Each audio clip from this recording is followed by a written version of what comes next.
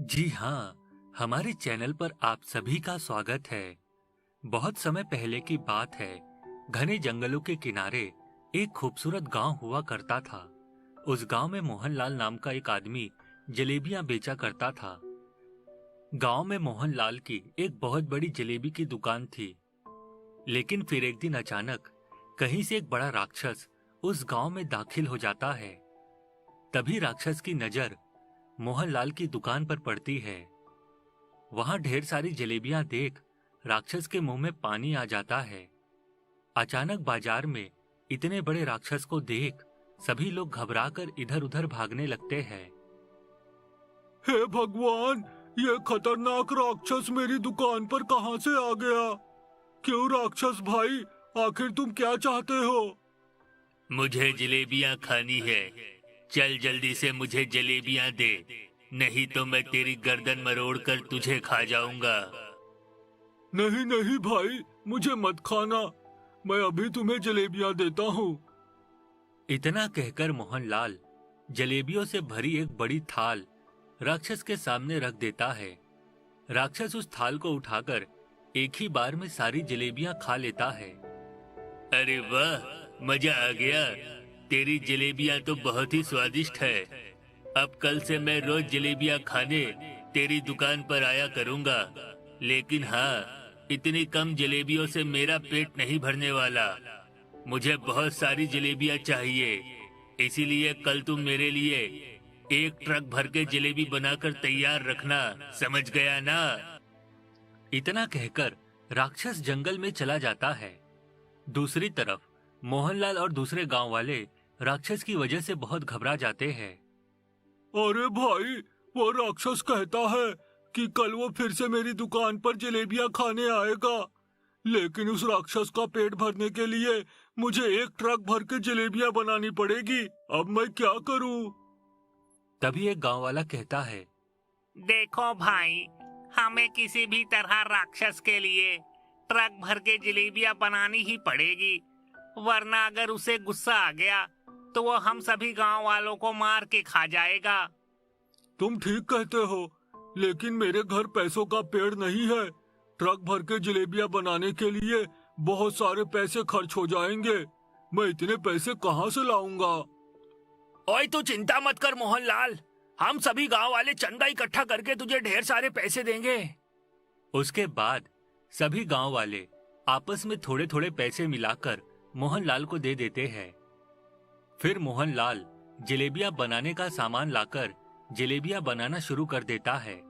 साथ ही दूसरे गांव वाले भी उसकी मदद करने लगते हैं। फिर अगली सुबह तक मोहनलाल और गांव वाले मिलकर एक बड़े ट्रक को पूरी तरह जलेबी से भर देते हैं। थोड़ी देर के बाद वहां राक्षस आ जाता है। अपने सामने इतनी सारी जलेबियां देख राक्षस बहुत खुश होता है और उस ट्रक को उठाकर सारी जलेबियां खाने लगता है।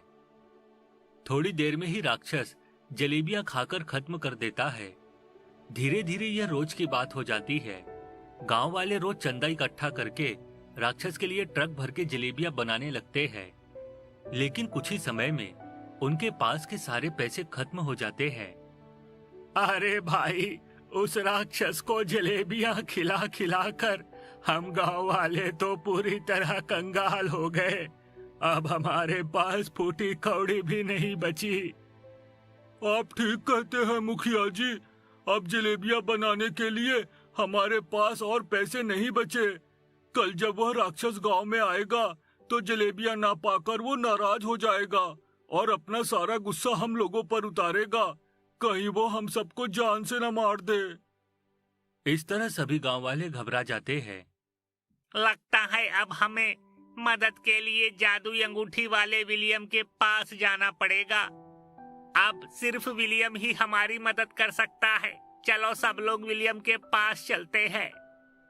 उसके बाद सभी गांव वाले विलियम से मिलने पहाड़ी की ओर निकल पड़ते हैं।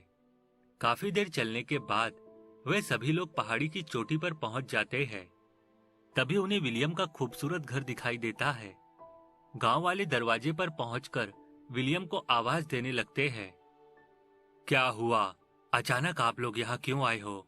सब कुछ ठीक तो है ना? नहीं नहीं विलियम भाई, कुछ भी ठीक नहीं है। हमारे गांव में एक राक्षस ने आतंक मचा रखा है। वह रोज जलेबियां खाने की मांग करता है। उसे जलेबियां खिला खिला कर हम लोग पूरी तरह कंगाल हो चुके हैं। अब तुम ही हमें उस राक्षस से बचा सकते हो। अरे मूर्खो, अगर ऐसी बात थी तो तुम सबको पहले ही मेरे पास आ जाना चाहिए था। खैर, तुम लोग चिंता मत करो, मैं सब कुछ ठीक कर दूंगा। उसके बाद विलियम लाल रंग की अंगूठी को छूकर अपने 7 जादुई भाइयों को वहां प्रकट कर देता है। फिर विलियम अपने भाइयों को लेकर जादुई दुनिया में पहुंच जाता है। हमें यहाँ से एक बहुत बड़ी जादुई जलेबी को लेकर जाना होगा। फिर वे सभी जादुई जलेबी ढूंढने लगते हैं। थोड़ी देर भटकने के बाद आखिरकार उन्हें हवा में उड़ती हुई एक बहुत बड़ी जादुई जलेबी दिखाई देती है।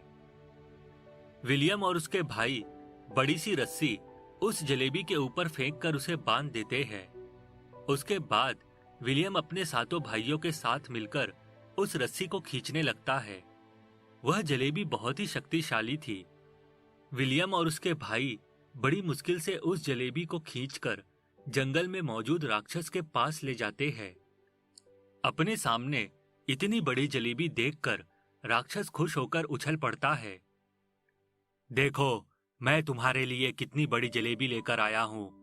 आज के बाद तुम गांव वालों को कभी परेशान मत करना। अब आराम से बैठकर ये जलेबी खाओ। फिर विलियम अपने भाइयों के साथ अदृश्य हो जाता है। उसके बाद राक्षस मजे से जलेबी खाने लगता है। काफी देर जलेबी खाने के बाद राक्षस आधी जलेबी खाकर खत्म कर देता है। अरे वाह, ये जलेबी तो बहुत ही स्वादिष्ट है, लेकिन अब मेरा पेट भर गया है। मैं सोने जा रहा हूँ। बाद में आकर ये बची हुई आधी जलेबी भी खा जाऊंगा। इतना कहकर राक्षस सोने चला जाता है। लेकिन अगली सुबह वह जलेबी फिर से पूरी तरह साबुत हो जाती है। यह देख राक्षस को बड़ी हैरानी होती है। अरे, ये क्या हो गया? मैंने तो आधी जलेबी खाकर खत्म कर दी थी, लेकिन ये तो फिर से पहले की तरह हो गई। खैर, कोई बात नहीं, मैं अभी इसे पूरी खा जाऊंगा। इतना कहकर राक्षस जलेबी खाने लगता है और आधी जलेबी खाने के बाद फिर से सोने चला जाता है। अगली सुबह वह जलेबी फिर से अपने पहले वाले आकार में आ जाती है। इस तरह यह रोज की बात हो जाती है और राक्षस अपनी पूरी जिंदगी उस जादुई जलेबी को खाने में बिता देता है। इस वजह से राक्षस दोबारा कभी गांव वालों को परेशान नहीं कर पाता। इस तरह विलियम अपनी बुद्धिमानी से सभी गांव वालों को बचा लेता है। इस कहानी से हमें यह सीख मिलती है कि मुसीबत को सामने देख हमें कभी घबराना नहीं चाहिए, बल्कि हर मुसीबत का सामना चालाकी के साथ करना चाहिए। अगर आप इस कहानी का अगला भाग देखना चाहते हैं तो हमें कमेंट करके जरूर बताएं।